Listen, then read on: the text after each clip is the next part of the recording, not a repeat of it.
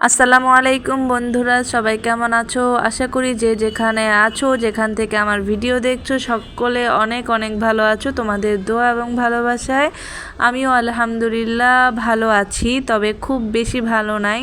আমি একটু অসুস্থ, সেটা মোটামুটি আমার সব বন্ধুরাই জানো। তো আমি অসুস্থ থাকাতে পাভেল কাজে যাচ্ছে না, কারণ আমাকে দেখার মতো ও ছাড়া কেউ নাই। ও বাসায় থেকে আমাকে ডক্টরের কাছে নিয়ে যাওয়া বা কেয়ার করা পুরোটাই ও করে, কারণ ও ছাড়া দেখার মতো কেউ নাই, ফার্স্টেই আমি বলেছি।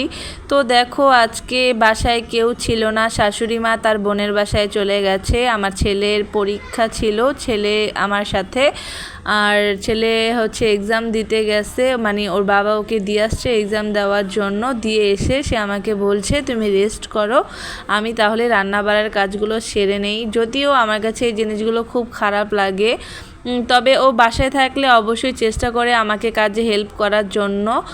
তারপরেও আমার কাছে জিনিসগুলো দেখতে একটু খারাপ লাগে যে সারা বছর কাজ করার পরে দু একদিন ছুটি পায় বাসায় রেস্ট করবে, কিন্তু তা না, আমি ওকে এত ঝামেলায় ফেলে দেই মাঝে মাঝে, কি আর বলবো। এই তো ও গরুর মাংস বের করেছিল, বলল যে বেশি কিছু রান্না করব না, গরুর মাংস রান্না করব, ভাত রান্না করব। তো এই তো গরুর মাংস প্রসেসিং করে ধুয়ে সুন্দর করে কেটে বেছে তারপর হচ্ছে যে মেখে বসিয়ে দেবে। তো আমি বলছিলাম ঠিক আছে, সব কাজ যেহেতু তুমি করছো, আমি তো বসেই আছি, সারাদিন শুয়ে থাকতে ভালো লাগে না, তো দাও আমি একটু ভিডিও করি তোমার। আমি আমার বন্ধুদের সাথে হচ্ছে শেয়ার করে দিব যে আমার হাজব্যান্ড আমাকে কতটা হেল্প করে বা কতটা ভালোবাসে, সেটা আমার বন্ধুরা দেখুক। শুধু মুখে বললেই তো তারা বিশ্বাস করবে এমন না, তাদেরকেও একটু দেখানো উচিত যে আমার হাজব্যান্ড সত্যিই আমাকে হেল্প করে। আর আমি যেহেতু অসুস্থ, আমাকে একটা কাজও ধরতে দেয়নি, শুধু বলেছে তোমার যেহেতু শুয়ে থাকতে ভালো লাগছে না তাহলে বসে থাকো। তো আমি ভাবলাম বসে বসে আর কি করব, ওর একটা ভিডিও করে দেই, আমার বন্ধুদের সাথে শেয়ার করে দেই, আমার বন্ধুরা দেখে নিক।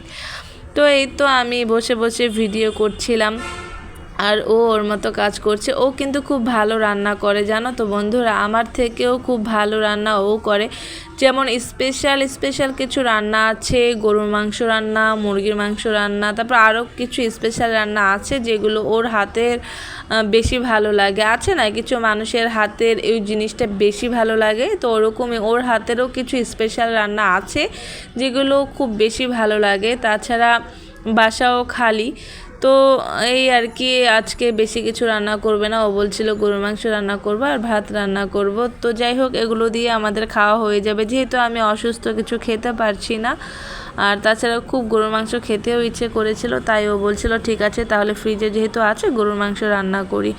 তো এই দেখো, ছেলে মাদ্রাসা থেকে এসে এখানে শুয়ে আছে, শুয়ে শুয়ে সে ফোন টিপতেছে, ফোন দেখা ছাড়া তার আর কোনো কাজ নেই। আর দেখো, একটা ঘরের মানুষ যখন অসুস্থ থাকে না, দেখো ঘর বাড়ির যে কি অবস্থা হয়ে আছে, কি আর বলবো, সেটাই আর কি তোমাদের সাথে শেয়ার করছিলাম। আর এই দেখো, কালকে এতগুলো কাপড় কেচে বারান্দায় রোদ দিয়ে দিছিল পাভেল, কিন্তু আমি এই কাপড়গুলো যে নিয়ে ঘরে ভাঁজ করব সেই শক্তিটাও আমার শরীরে পাচ্ছি না।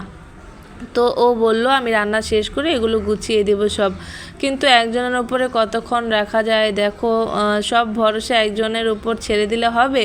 সে একা মানুষ কয় দিক সামলাবে? তো তারপরেও সে যতটুকু সম্ভব, ওই দেখো বসে বসে খুঁটিনাটি যা আছে গুছাচ্ছে। যে কাজগুলো আমি করি সেই কাজগুলো সে করে দেয়, কারণ সে জানে আমি অপরিষ্কার থাকতে একদম পছন্দ করি না, পরিষ্কার পরিচ্ছন্ন আমার ভালো লাগে। তো এই দেখো ঘর বাড়ির কি অবস্থা। আর ওই যে জানালায় যে দোলনাটা বাঁধা দেখছো, ওটা আমার ছেলে বেঁধে রাখে সব সময়, ওই পাশের বাসার মেয়েদের সাথে কথা বলে দোলনায় বসে বসে আর দোলনা খায়, ওটা নাকি দোলনা খাওয়ার জায়গা।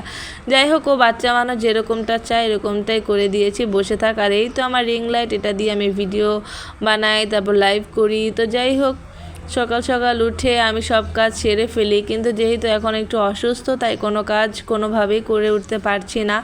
এই জন্য ভালোও লাগে না কোনো কিছু, কারণ শরীর না ভালো থাকলে না মন বা কোনো কিছুতেই শান্তি লাগে না। তো আমার ঘরের জানালা থেকে যে আমার রোড দেখা যায়, আর এই বিল্ডিংটার কথা কি বলবো, সে তো অনেক বছর ধরে রেডি হচ্ছে কিন্তু কমপ্লিট আর হয় না। তো তো যাই হোক, এই দেখো সাহেব কি করছে, সেই রান্না চড়ায় দিয়ে এখন হচ্ছে যে এখানে মোছামাছি করছে, বলছে এই জায়গাগুলো নোংরা হয়েছে এগুলো মুছে দিয়ে, আর ওই যে ওখানে কতগুলো থালা বাসন হয়েছে বললো সেগুলোও সে ধুবে। আমি বলেছি আমি করি আস্তে আস্তে, বললো যে না তুমি রেস্ট করো, তোমার কোনো কাজ করতে হবে না এখন। আর বললো বোনকে গিয়ে নিয়ে আসবে, তাহলে বোন বাসায় থাকবে, বোন আমাকে দেখাশোনা করবে বা রান্না বাড়ার কাজগুলো ওই করবে বললো। আমি বললাম ঠিক আছে বোনকে নিয়ে আসো, আমার ছোট বোন আছে, ও ছাড়া আমার এই দুনিয়ায় কেউ নাই, আর আমার একটা মা। তো যাই হোক, সবাই আমাদের জন্য দোয়া করবে, আমি যাতে খুব তাড়াতাড়ি সুস্থ হয়ে যাই, সবাই দোয়া করো। আর এর চেয়ে বেশি আসলে আমার কিছু চাওয়ার নেই, সবার ভালোবাসা, সবার সাপোর্ট, সবার দোয়াই আমি চাই।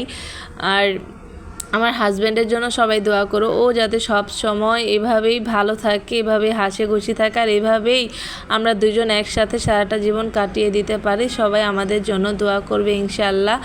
আর হ্যাঁ, আমার ছেলেটাকে মাদ্রাসায় ভর্তি করেছি, আশা করি ওকে হাফিজে পড়াবো। আমাদের দুজনের আশা আছে ওকে পড়ানোর, হাফিজি পড়ানোর অনেক চিন্তা ভাবনা দুজনে করে রাখছি, জানি না বাকিটা আল্লাহ পাক ভালো জানে, সে কবুল করবে কিনা।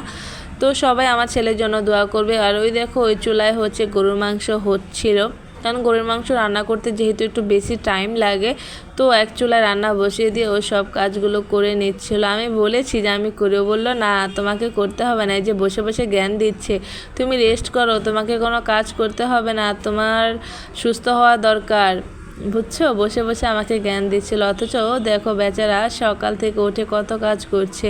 আমার মাঝে মাঝে খুব খারাপ লাগছিল, কিন্তু কি করব বলো, যখন আমি সুস্থ থাকি না, ছেলেকে মাদ্রাসায় দেওয়া নেওয়া বাজার করা সব কিন্তু একা হাতেই করি, কিছু করার নেই। আসলে সুস্থতা যে কত বড় নেয়ামত, সেটা অসুস্থ না হলে বোঝা যায় না, যে সুস্থতা আল্লাহ তাআলার কত বড় নেয়ামত, সেটা একমাত্র অসুস্থ হলেই বোঝা যায়। তো আজকের মতো ভিডিওটা এখানেই শেষ করছি, সবাই ভালো থেকো, সুস্থ থেকো, আল্লাহ হাফেজ, আসসালামু আলাইকুম।